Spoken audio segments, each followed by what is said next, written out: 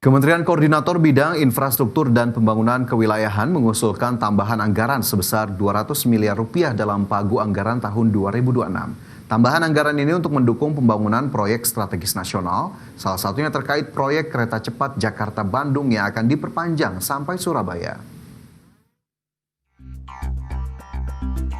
Dalam rapat kerja dengan Badan Anggaran DPR RI, Menteri Koordinator Bidang Infrastruktur dan Pembangunan Kewilayahan Agus Harimurti Yudhoyono mengusulkan tambahan anggaran sebesar 200 miliar rupiah dalam pagu anggaran tahun 2026. Tambahan anggaran itu diperlukan untuk mendukung koordinasi hingga kunjungan lapangan terkait proyek kereta cepat Jakarta-Bandung yang akan diperpanjang sampai Surabaya. Menurut AHY, proyek tersebut tidak hanya akan meningkatkan konektivitas antar daerah, tetapi juga membuka pusat-pusat pertumbuhan ekonomi baru di wilayah yang berkembang.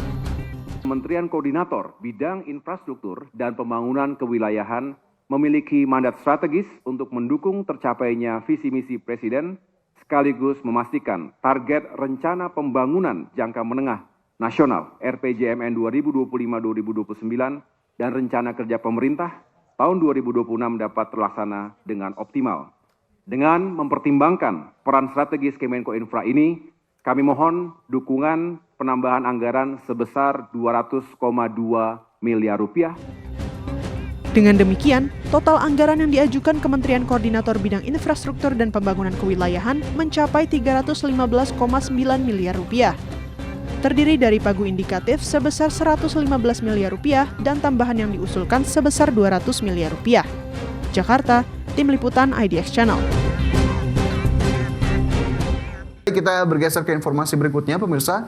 Ketua Dewan Komisioner Lembaga Penjamin Simpanan atau LPS periode 2020 hingga 2025, Purbaya Yudi Sadewa menyatakan akan kembali mencalonkan diri sebagai Ketua LPS untuk periode 2025 hingga 2030. Purbaya pun memastikan akan meningkatkan peran LPS dalam resolusi perbankan hingga memastikan transisi penjaminan asuransi dapat menjaga perekonomian nasional.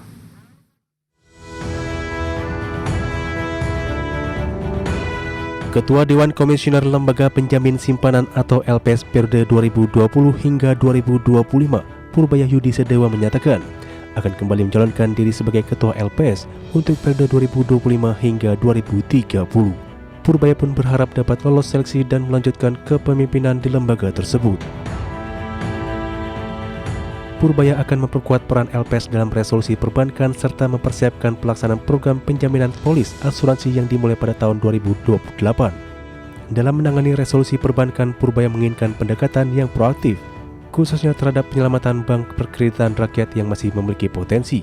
Untuk Bank Umum, Ketua LPS tersebut terus mengembangkan prosedur intervensi dini guna mencegah kegagalan bank dengan tetap mematuhi aturan yang berlaku.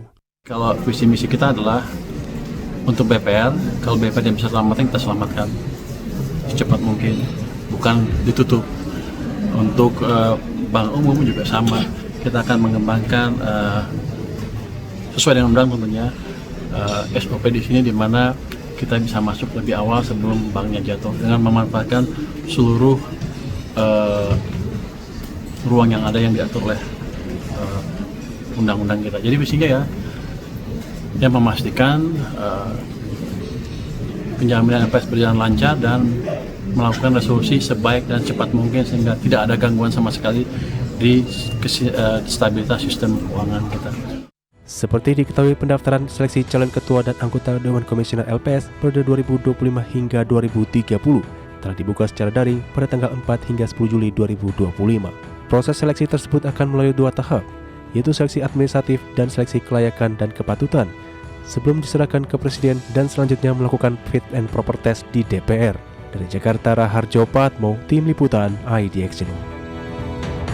Pemirsa, terima kasih Anda masih bersama kami. Pemirsa, Badan Anggaran DPR RI menggelar rapat kerja dengan para menteri koordinator untuk membahas rencana kerja anggaran dan rencana kerja pemerintah untuk tahun 2026. Ketua Banggar DPR RI Said Abdullah mengatakan bahwa kondisi perekonomian Indonesia menghadapi tantangan yang besar.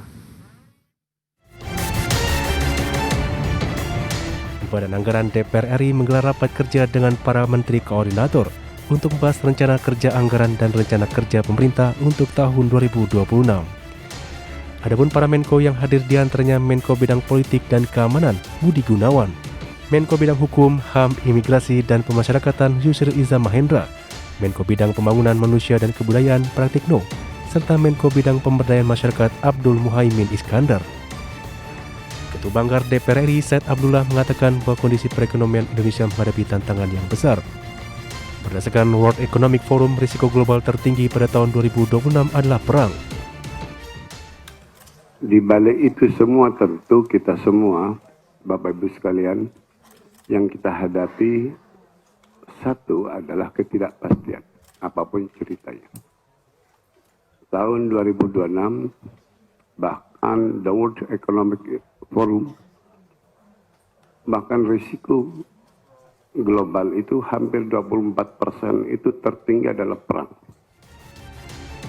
Said menambahkan karena beban dan tugas Menko berat, menurutnya usulan penambahan rancangan anggaran akan dianggap sebagai bagian dari persetujuan yang akan diambil dalam rapat kerja tersebut. Tim Liputan, IDXN. Pemirsa, dalam rapat kerja bersama Banggar DPR RI, Menko Pemberdayaan Masyarakat Muhaimin Iskandar atau Cak Imin memiliki misi utama mengurangi kemiskinan di Indonesia. Cak Imin mengungkapkan jika anggaran Kemenko Kabinet Merah Putih ditambah, kemiskinan di Indonesia dapat berkurang. Cak Imin pun menargetkan tingkat kemiskinan ekstrim di Indonesia mencapai 0% pada 2026. Cak Imin mengatakan target itu menjadi bagian dari indikator strategis dalam rencana kerja hingga 2029. Cak Imin pun mengusulkan tambahan anggaran pada 2026 sebesar 276,1 miliar rupiah. Ia mengatakan Kemenko PM pada 2026 memerlukan anggaran 500,1 miliar rupiah, sedangkan pagu indikatif 2026 saat ini sebesar 223,9 miliar rupiah. Karena kalau program Kemenko sukses, maka Kemenko semuanya ini, maka kemiskinan akan berkurang juga. Jadi kalau anggaran para Menko ini ditambah banyak semua, maka kemiskinan akan berkurang, kira-kira begitu. Jadi Kemenko PM dikit-dikit aja nggak apa-apa.